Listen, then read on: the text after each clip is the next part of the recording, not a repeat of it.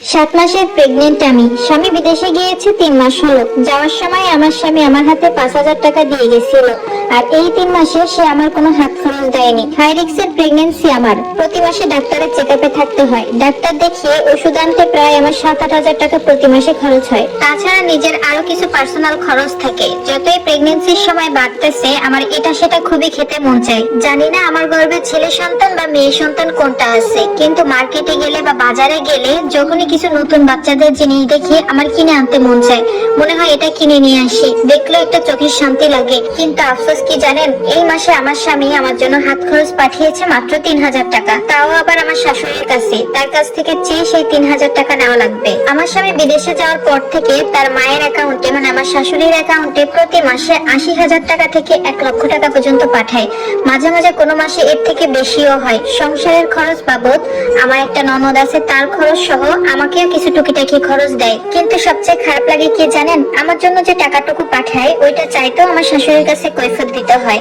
বলে রান্না বান্না খাওয়া দাওয়া তো সবই আমাদের সাথে করো, তাহলে এক্সট্রা ভাবে কেন টাকা লাগবে। এক কথায় আমার শাশুড়ি আর ননদ আমাকে কোনো প্রকার টাকা পয়সা দিতে চায় না। তারপর আমি আমার স্বামীর সাথে কথা বলি। আমাকে বলেছিলাম প্রেগন্যান্সি অবস্থায় কিছু টাকা বাড়িয়ে দিতে, কিন্তু সে আমাকে স্পষ্ট ভাবে বলে দেয় আমার পিছনে আর 1 টাকাও খরচ করতে পারবে না। যতটুকু দিচ্ছে এর থেকে যদি বেশি চাই সেটাও আর পাবো না। তাকে আমি বলেছি প্রতি মাসে আমার 7-8 হাজার টাকা লাগে শুধু ওষুধ বাবদ, আর নিজের তো পার্সোনাল খরচ থাকে, এটা যদি না দাও তাহলে আমি কোথায় যাব।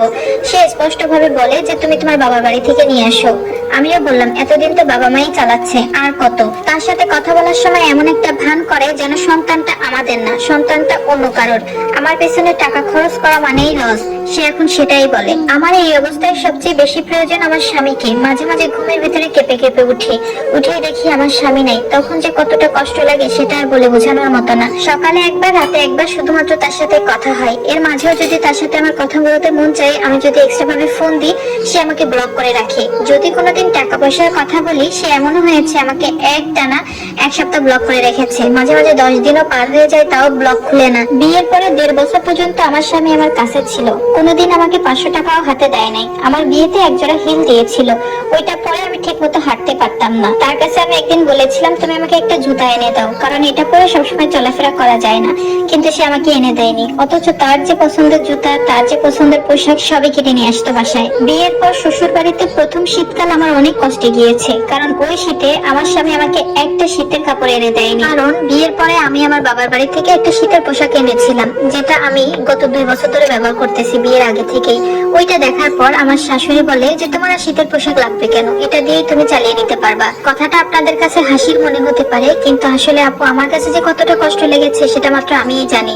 ভোরবেলা ঘুম থেকে উঠতাম, উঠে গরুর কুটো কাটা, তারপর ঘের থেকে অনেক মাছ আনতো। শীতের সময় বসে বসে সেই মাছগুলা কোটা, শুধুমাত্র ওরকম একটা পাতলা পোশাক পরে কতটা কষ্টে পার করছি সেই শীতকালটা শুধুমাত্র আমিই জানি। আবার বাবাকেও বলতে পারতাম না গরম পোশাক কিনে দিতে, কারণ তারা মনে কষ্ট পাবে। কিন্তু কিভাবে যেন বাবা মা বুঝে যায়, আমাকে নতুন একটা পোশাক কিনে দেয়। তারপর থেকে ওটাই পরি। আমার স্বামী প্রায় আমার ননদ আর শাশুড়ির জন্য জামা কাপড় কেনার জন্য এক্সট্রা ভাবে টাকা পাঠায়, কিন্তু আমাকে বিয়ের সময় যে 3টা 3 পিস দিয়েছিল ওই 3টাই আমি এখনো পরি। তার যে একটা বউ আছে এটা নিয়ে তার কোনো খেয়ালই নাই। আর শাশুড়ির কথা বাদে দিলাম, যেখানে আমার স্বামী আমাকে চোখে দেখতে পারে না, শাশুড়ি আর কতটা দেখবে। একদম কাজের মেয়ে হয়ে থাকা লাগে আমার শ্বশুর বাড়িতে। আমার বাবা আমার বিয়ের সময় আমার স্বামীকে 6 লক্ষ টাকা দিয়েছিল নগদ, যাতে করে তার মেয়েকে একটু সুখে রাখে। আর আমার স্বামীর বয়স আমার থেকে প্রায় 18 বছরের বেশি ছিল। এমনিতেও তার থেকে বয়স আমার অনেক কম।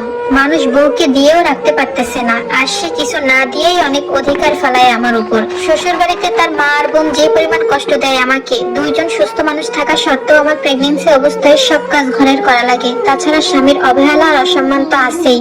সব মিলিয়ে ডিসিশন নিয়েছি আমি আর এই সংসার করব না। আমি যথেষ্ট সুন্দর এবং শিক্ষিত একজন মেয়ে, আমি চাইলেই একটা চাকরি করতে পারি। তারপর আবার সন্তানের কথা চিন্তা করে সংসারটা ছাড়তে মন চায় না। একে তো আমার গর্ভের সন্তান, দ্বিতীয়ত আমার বাবা 6 লক্ষ টাকা গিয়েছে, তৃতীয়ত আমি মানসিক অশান্তিতে আছি। আমি ভেবেছি আমার সন্তান হওয়া পর্যন্ত আমি আমার শ্বশুর বাড়িতেই থাকবো। তারপর যদি দেখি এভাবে আর হচ্ছে না, আমি আমার বাবার বাড়িতেই চলে যাব। জীবন কত অদ্ভুত তাই না? কিছু মেয়ে আছে শ্বশুর বাড়িতে একটা সুতা না নিয়েও অনেক শান্তিতে থাকে, আর কিছু মেয়েরা আছে শ্বশুর বাড়িতে সবটুকু উজাড় করে দিয়ে বাবা মার টাকা দিয়েও শ্বশুর শাশুড়ির মন পায় না। দোয়া করি সবাই যেন ভালো থাকে।